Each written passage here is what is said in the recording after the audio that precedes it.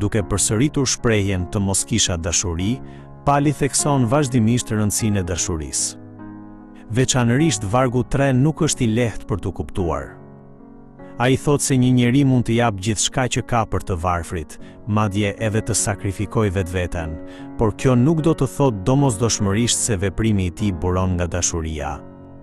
Edhe pa dashuri, dikush mund t'i bëjë këto gjëra vetëm nga zelli fetar.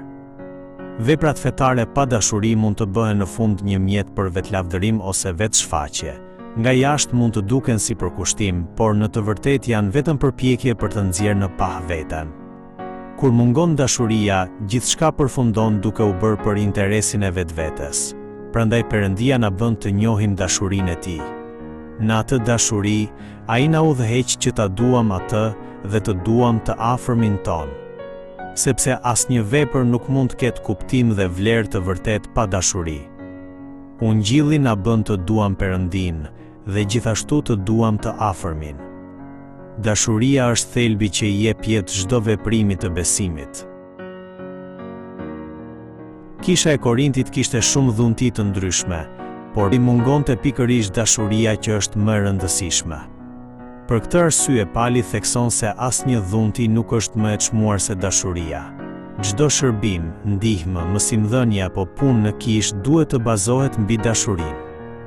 Sepse një dhunti pa dashuri, në vend që t'i ndërtojë njerëzit, mund t'i bëjë krenar. Më pas Pali pranon se edhe ai dikur fliste, mendonte dhe kuptonte si një fëmijë. Kjo tregon një besim të papjekur. Të vlerësosh më shumë dhuntit dhe veprat se sa dashurinë, ose të kërkosh gjërat e jashtme në vend të thelbit, është si të mbetesh në një besim fëmijëror. Por besimi i pjekur e njeh vlerën e dashurisë dhe jeton sipas saj. Prandaj, besimtari duhet të kërkojë mbi të gjitha dashurinë, sepse dashuria është vlera më e lartë që na zbulon Ungjilli. Të duam Perëndinë dhe të duam të afërmin, ashtu si Perëndia na ka dashur ne, është fryti më i bukur që sjell Ungjilli.